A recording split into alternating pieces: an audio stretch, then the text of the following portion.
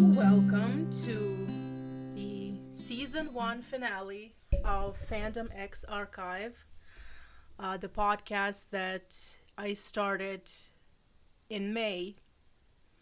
So today I thought that we were going to talk mostly about my London trip, because I haven't had the time to talk about my London trip and meeting David Duchovny for the second time.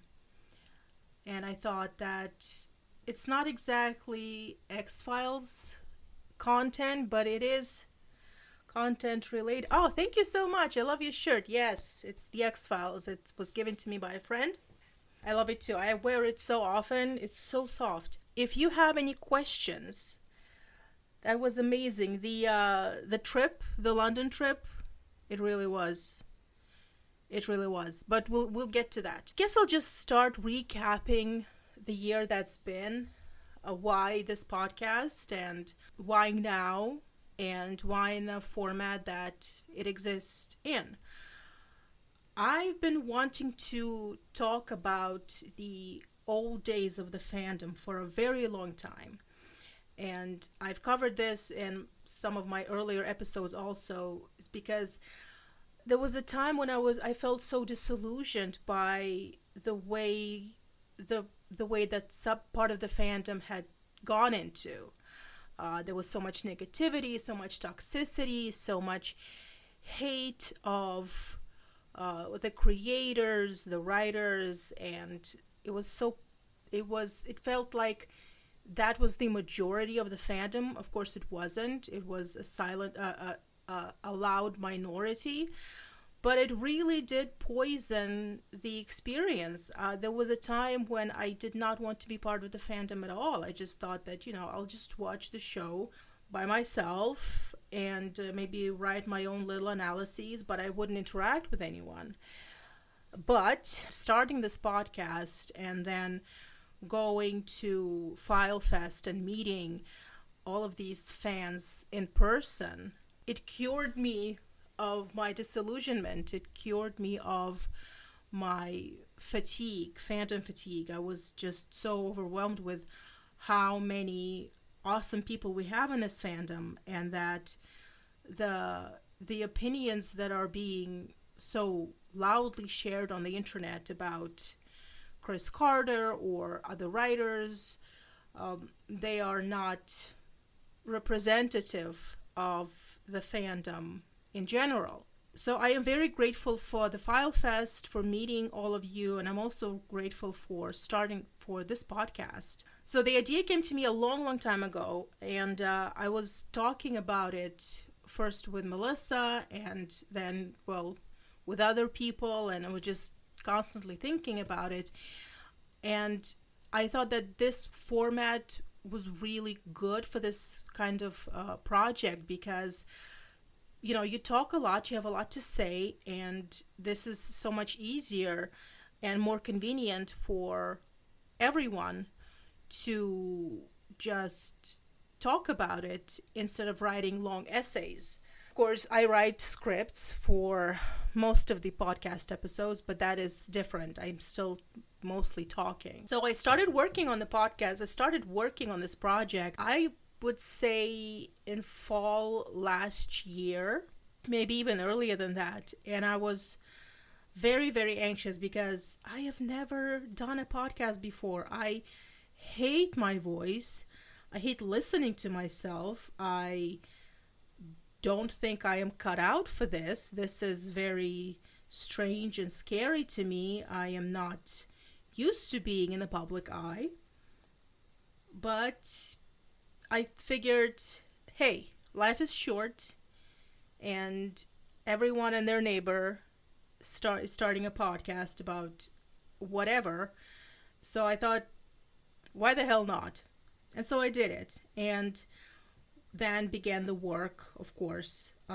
I worked on it for months and months, and finally, in May, I recorded the first episode, which was the pilot episode. I don't know if you can really consider it a real episode. It was mostly like a trailer for the podcast, but it was a lot of fun.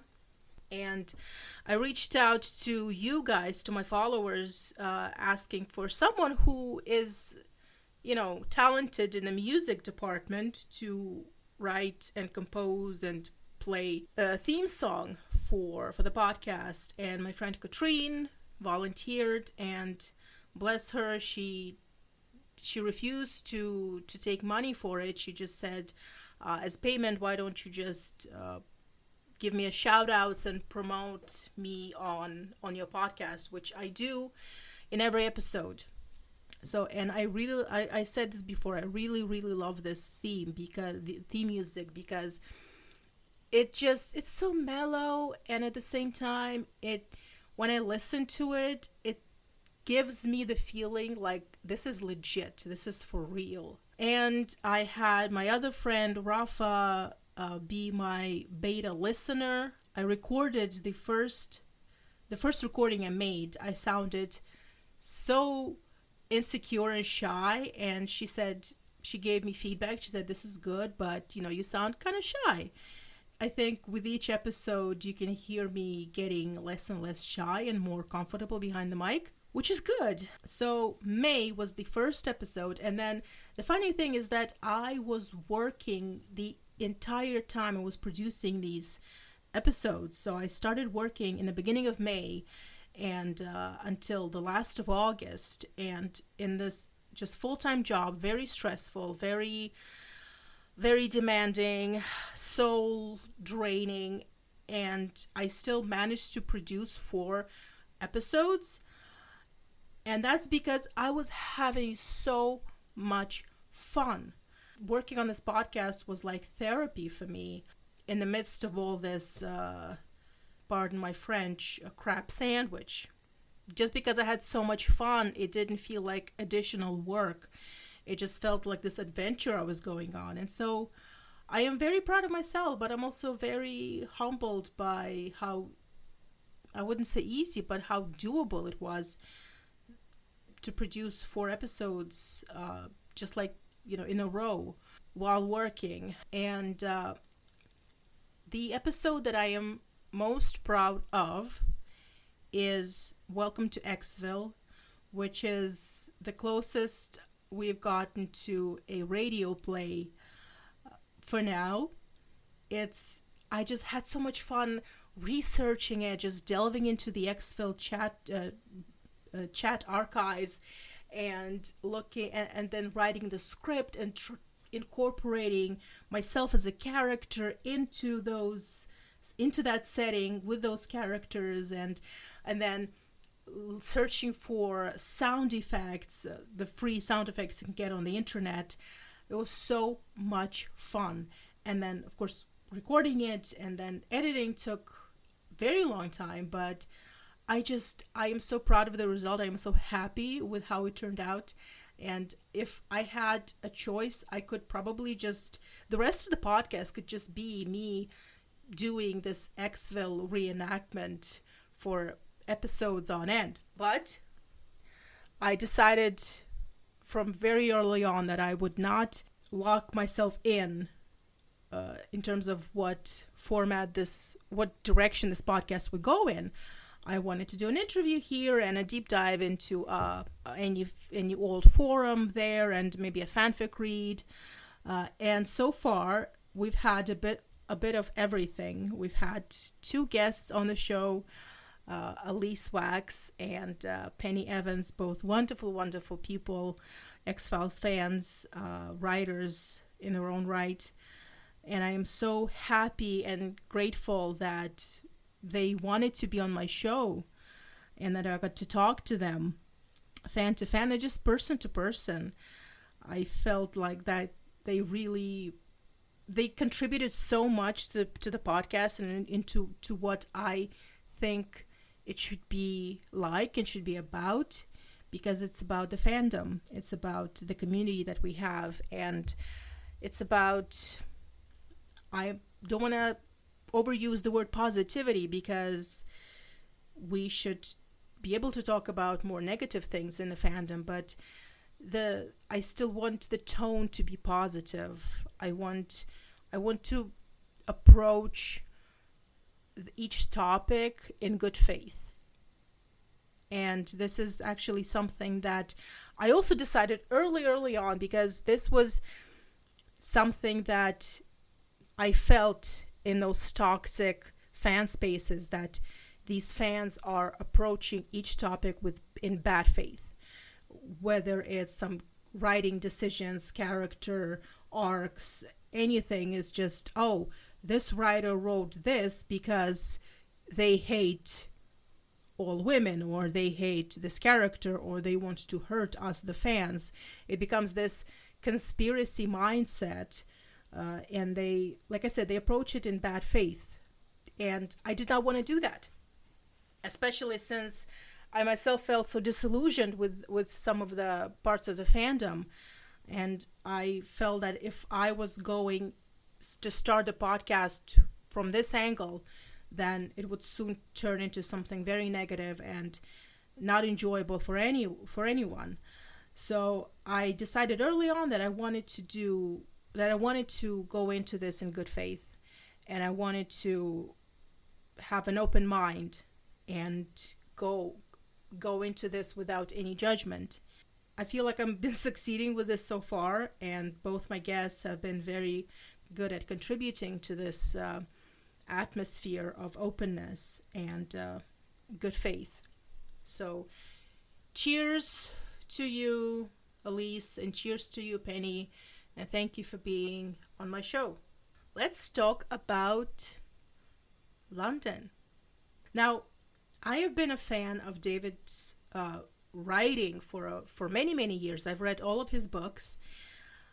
I would want to say that I'm a fan of his acting career, but I've only seen him on the X-Files and like Zoolander, so I'm not very familiar with him as an actor, except that on the X-Files he is very, very good, and I can talk for hours about how amazing he is on the show and how much of himself he brought into the character of Mulder, and how you cannot recast Mulder, and it just you just can't. You just have to come up with a completely new character, because David is Mulder. But I was more a fan of his writing, and then I found out that, oh my God, he's doing music too, and I've been listening to his music on Spotify. It wasn't it sort of grew on me. I wasn't an immediate fan of his music, but it grew on me, and I really wanted to go see a live show, because I'm a fan of David Duchovny. I'm a fan of the X-Files. I met him before. I met him in Montreal, but that was such a long time ago, and I wanted to see him live. I wanted to hear him sing. Then, of course, the pandemic happened, and so none of us went anywhere for a long time. And when I found out that he was going on tour, finally, and that he would be stopping by in London, what the hell am I waiting for? Now, this was back when I still had a job, and I had saved a lot of money just to go to Minneapolis to FileFest.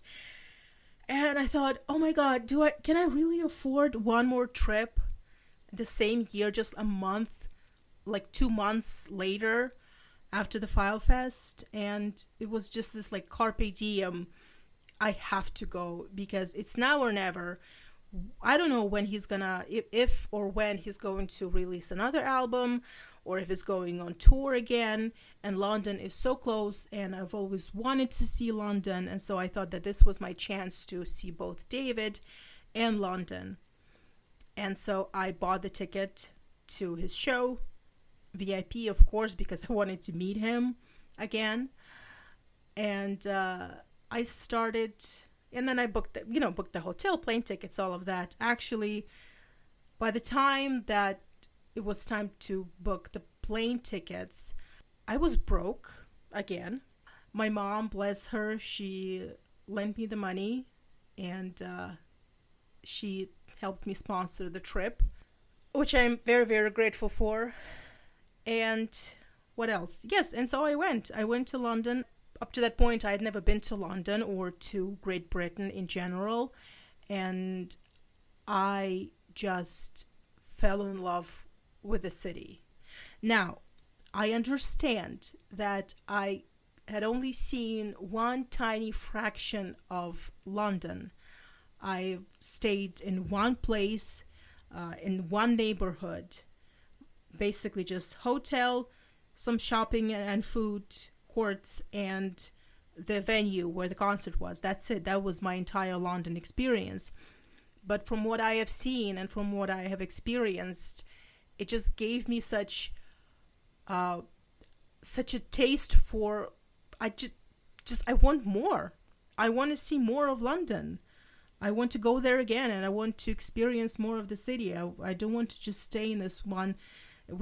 It's called Sloane Square, and it's a very high-end, fancy neighborhood. And I just want to see where the rest of the people live in London. And so I am looking forward to going there someday again. I don't know when. It all comes down to finances and time. The thing about going to a concert, to a David Duchovny concert, is that you can bet that there will be a lot of X-Files fans there. I had made arrangements to meet with my friend Kim there. She lives in England, so she was going to be there with her friend, and so we would meet there. And also Penny, that's how we met. We'd been following each other on Twitter for a long time, and finally we were going to meet. So I knew that I was going to see Kim and her friend Rachel, and I knew I was going to see Penny. And also one of my followers and now my friend Nicole said that she was also going to be there at the concert on the same day as me. And she wondered if I wanted to meet up and to go to the concert with her. And I said, well, yes, of course. And so now I had 3 friends to go to this concert with. We're standing in line at the venue, and everyone is just so wonderful. Other X-Files fans or David Duchovny fans who also love the X-Files. It was like a mini X-Files fans reunion. And the funniest, well, I don't know if it's such a funny thing, but the curious thing is that I met Katrine there for the first time. The wonderful Katrine who wrote the theme song for this podcast. I had no idea that she was going to the concert and on the same day as myself. And it was just so brief. The concert was all over, and so we were standing outside waiting for everyone to come out. And there she is. She's like, "Hi, it's me." And I was just, I was stunned. I was like, "Thank you. Yes, the shirt is very popular." I was, "Oh my God, it's you. It's Katrine. How did I not know that you were going to be here?" So we took a picture, and she just left. Went back to her hotel. I wish I had more time to talk to her, but it was so chaotic, and there was no time. Met some other people that I had met at File Fest. So it's like everywhere I go, I meet the same people that I have a special connection with. But I guess the biggest coincidence, which wasn't really a coincidence, it was bound to happen anyway, my friend Zandri, whom I had met at Firefest also. In my hotel, I am waiting for the elevator, and in the lobby, I see a familiar face. And I'm like looking and thinking, is that Zandri? Is that her? I mean, I could be wrong. I'm kind of bad at faces.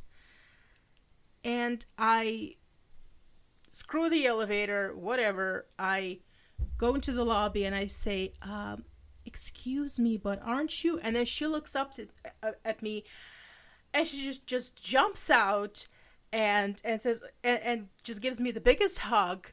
And yes, it was her. And she went to David's concert the night before, and she was staying in the same hotel as me.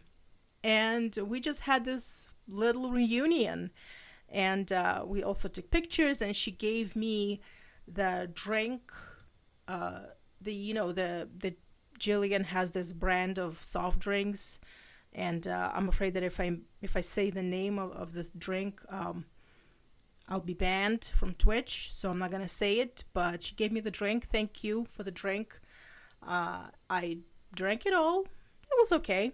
But the gesture itself was very, very sweet. So, yes. So I met so many people that I like and love and that make me happy.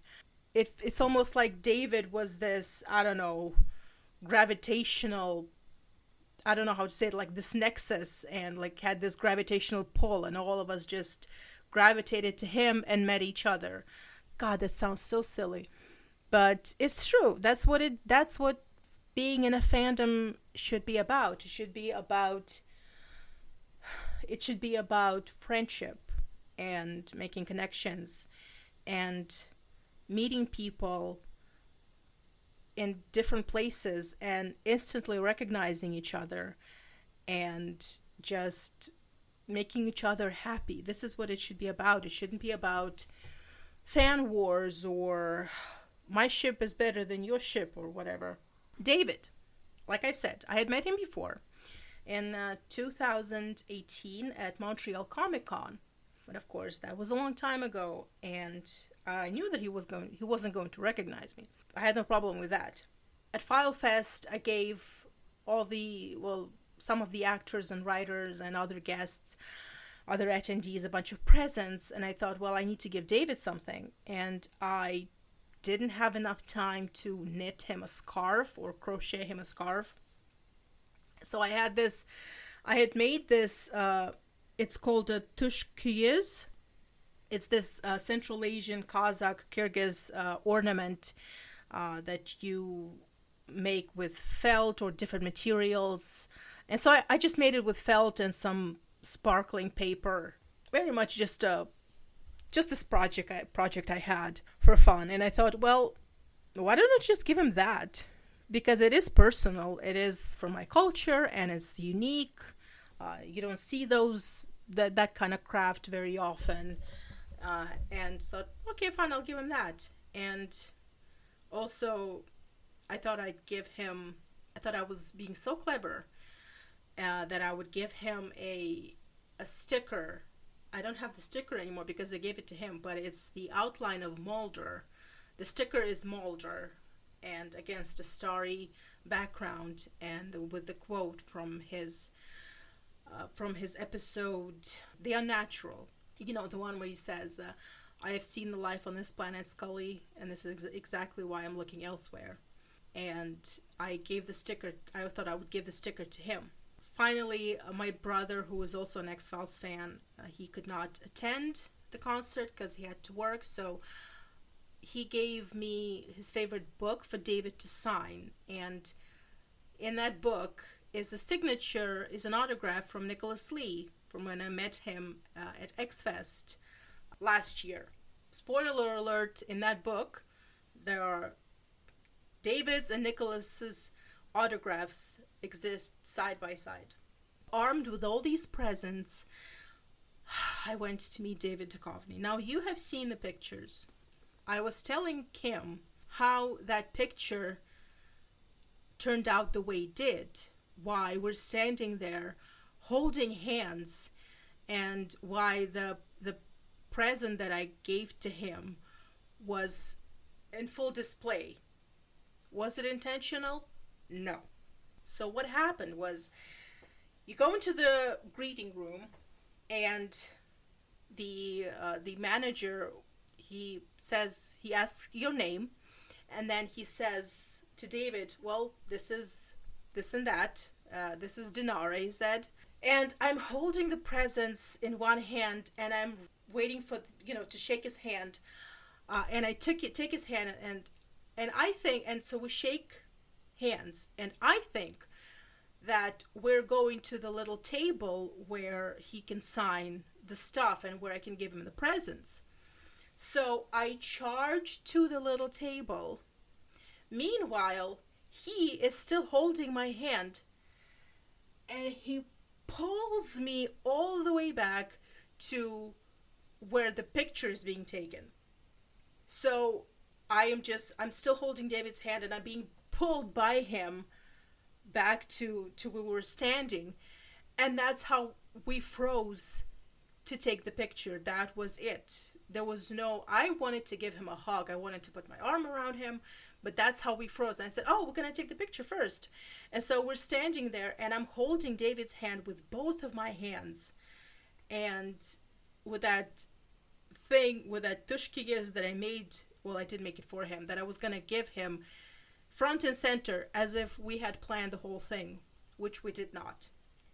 And I told Kim that, and she was laughing so hard. She's like, I thought that you had planned that. No, I did not plan on being pulled by David Duchovny to take a picture with him.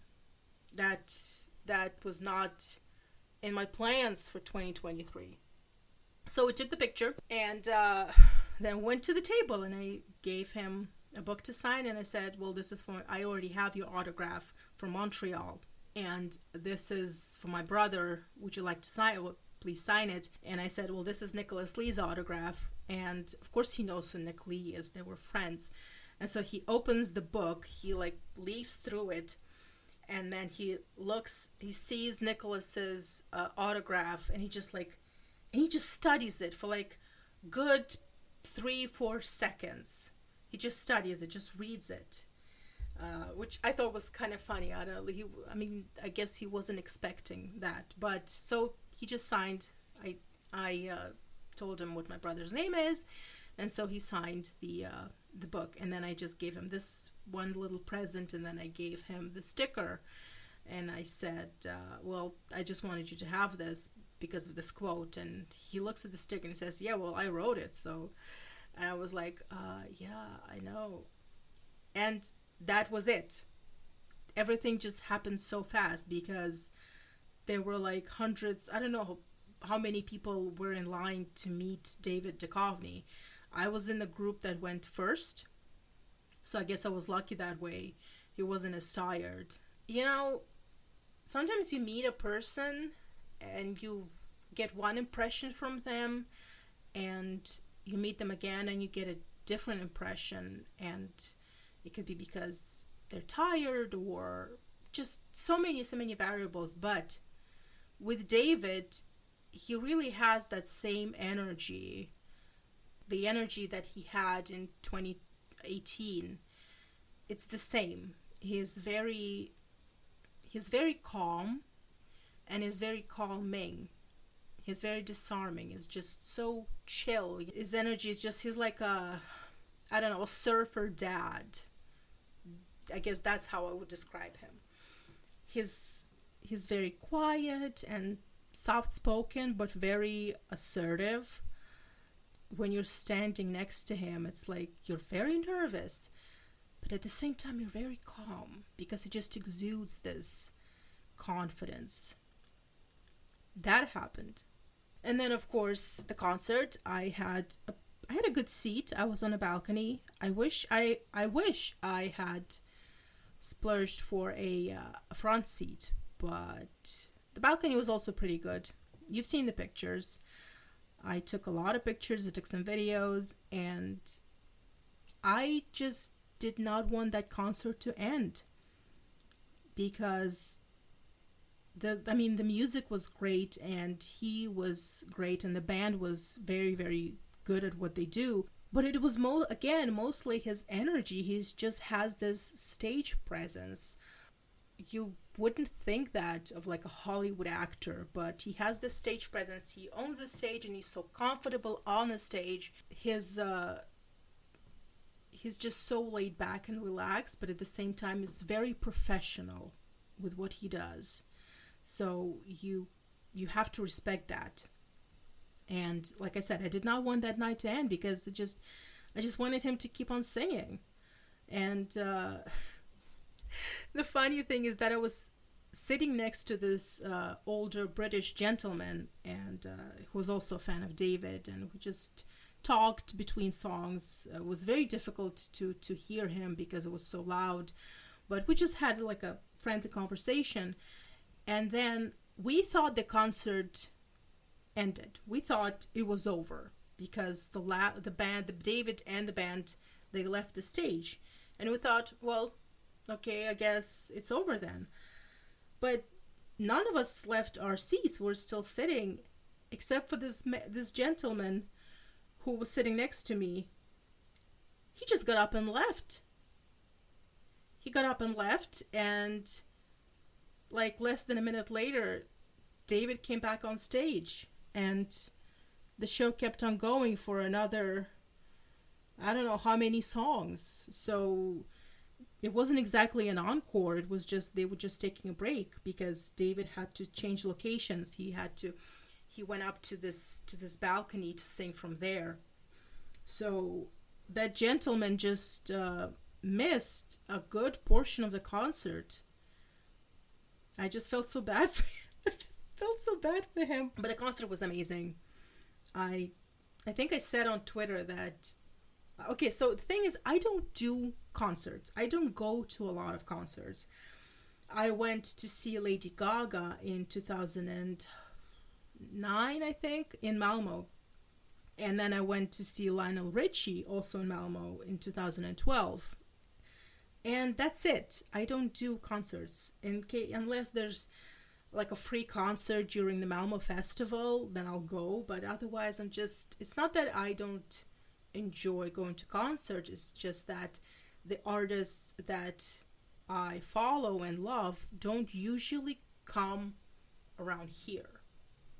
And I am not the kind of person that will spend thousands of crowns on a plane ticket and hotel just to see someone perform. It's not, I'm cheap that way, or I don't know, frugal. But this year, I went to 3. Well, with an asterisk. I went to see Kimbra in Copenhagen because I love Kimbra, and she released a new album last year, and she was going on tour, and she was stopping in Copenhagen, and Copenhagen is just like 30 minutes from where I live, so that was a birthday present for my mom again. So that was Kimbra in January, and then came File Fest, and I wasn't planning on going to see Bree Sharp perform at File Fest. I wasn't familiar with the music. I only knew one song at the time, and I just didn't want to pay for like an extra event ticket. But then my friend Karina, whom I had met at File Fest, she said, "Listen, I have this extra ticket. Would you like to go to the Bree Sharp concert with me?" And I said, "Well, you know what? Okay, sure. Why not? I mean, good company, free ticket." And so I went, and I'm very happy that I did, because Bree Sharp is now my another one of my favorite artists now. So, and finally David Duchovny in London, which is the longest have ever traveled for a concert. And so going from a person who almost never goes to concerts, even in her hometown, I went to 3 this year. So that was kind of a new record for me. Now, if I had to choose between like which one I thought was the best, I cannot do that. They were just way too different and very good and unforgettable in their own unique ways. So I can choose. Now, why do I do a season finale? Is that necessary? Of course not. But first of all, it's fun. It's fun because I had never produced my own show, and the idea that I too can make something that can be broken into seasons, it sounds very fun to me. So I thought, let's just do a season, like season by season.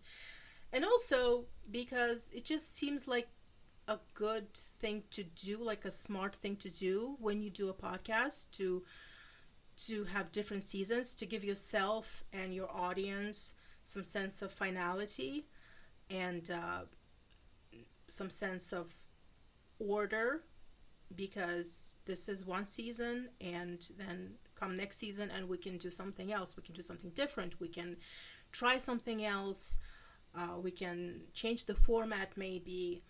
And I thought long about when to make that break between seasons, and since I started in May, it just didn't feel like a full, it wasn't a full calendar year, but at the same time, I don't want to take anything for granted. I don't know how how things will turn out, and I don't want to wait too long to do a season finale. And this year is coming to a close, so it just felt like the right thing to do, to have a season finale like in December, right before New Year's. And also because I just wanted to really sit down and think about what we have accomplished this season in these short months. I mean, the idea that I would host and produce my own podcast and have it on Spotify like a goddamn professional is still mind-boggling.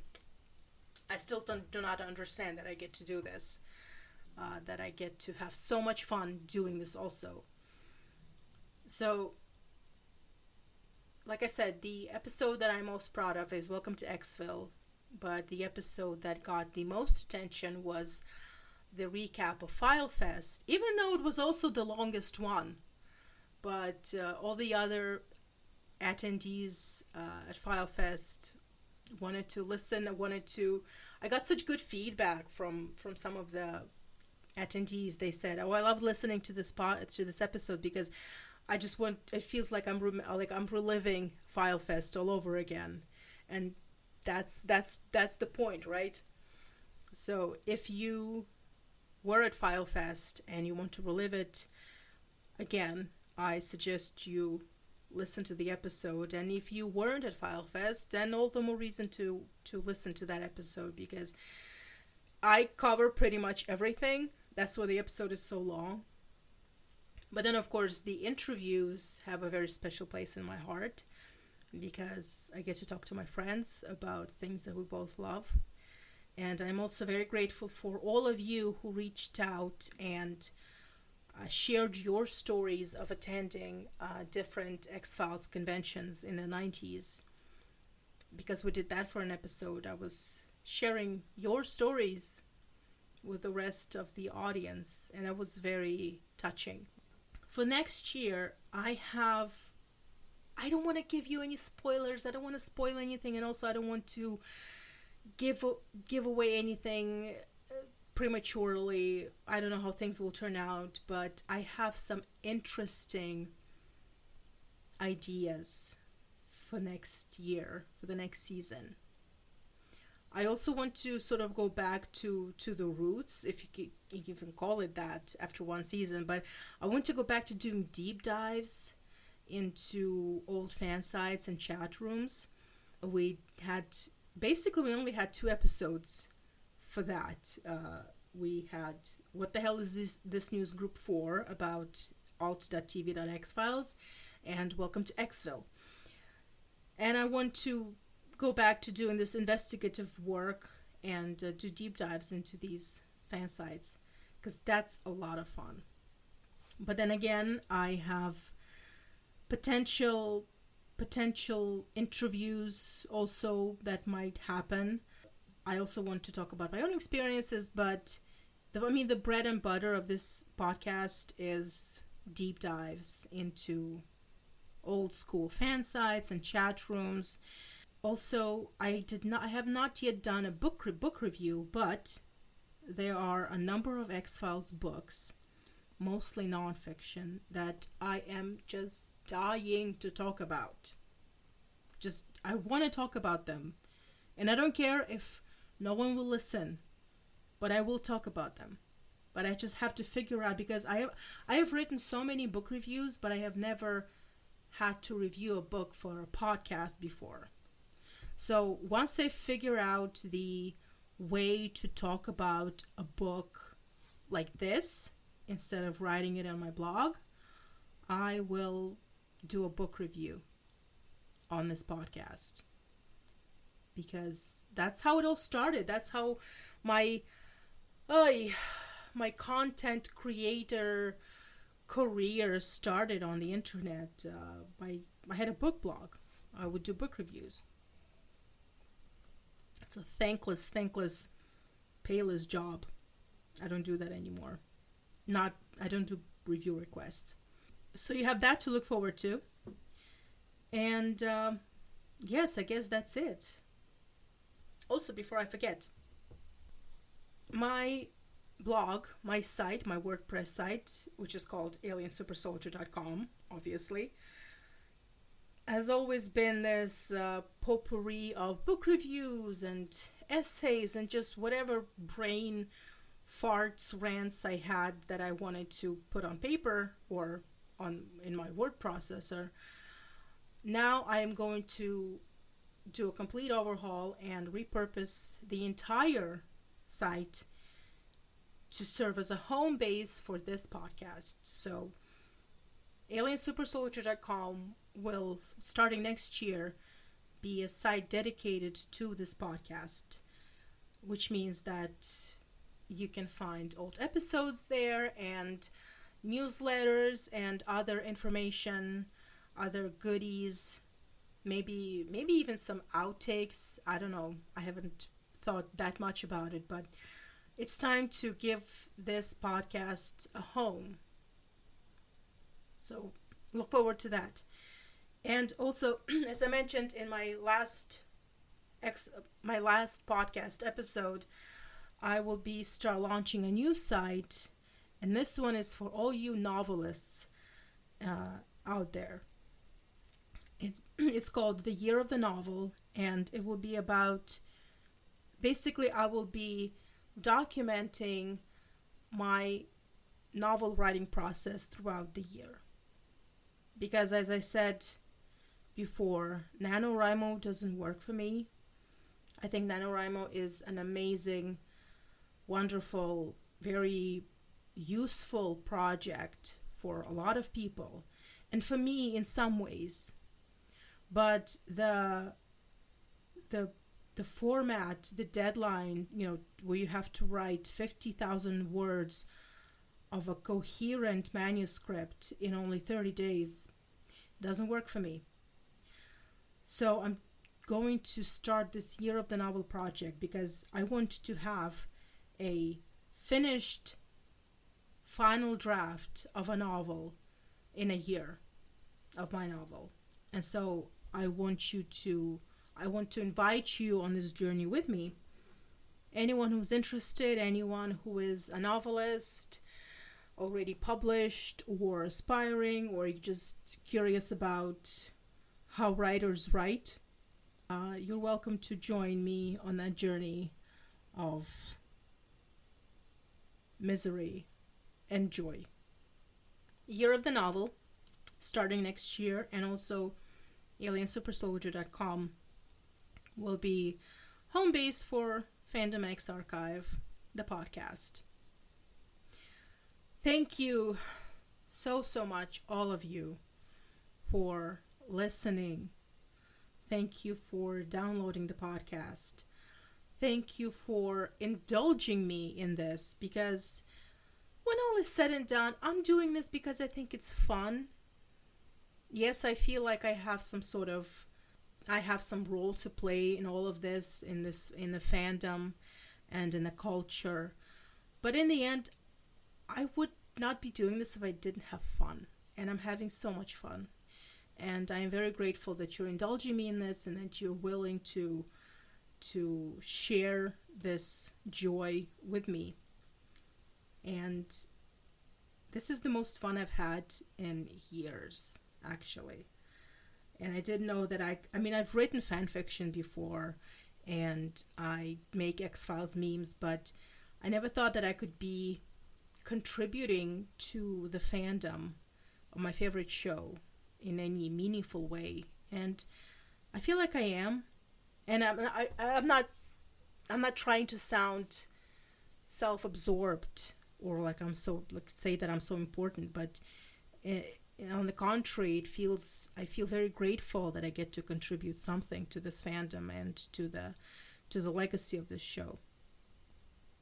Have a very safe and sound new year. I don't know how you're going to celebrate. I'm just going to stay home, cook some nice dinner, and just be home.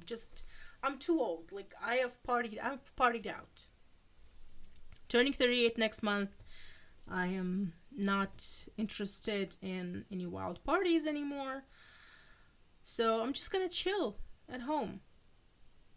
I don't know what you guys will be doing, but whatever it is that you're doing on New Year's Eve, stay safe and take care of your friends and your loved ones and your pets.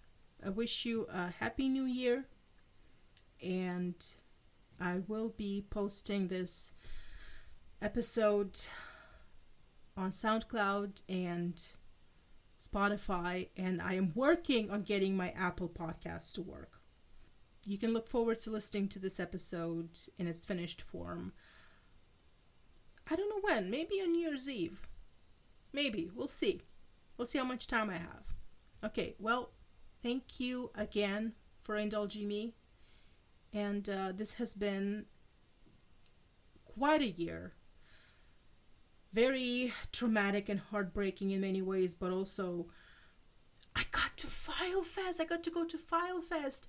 I was photobombed by Darren Morgan. I got to speak to all these people that made the X-Files. I got to be in the same room with them, and I got to talk to them like regular people. And then I went to London and I saw David in concert, and I mean, it's been a good year. So thank you. And I will see you next year.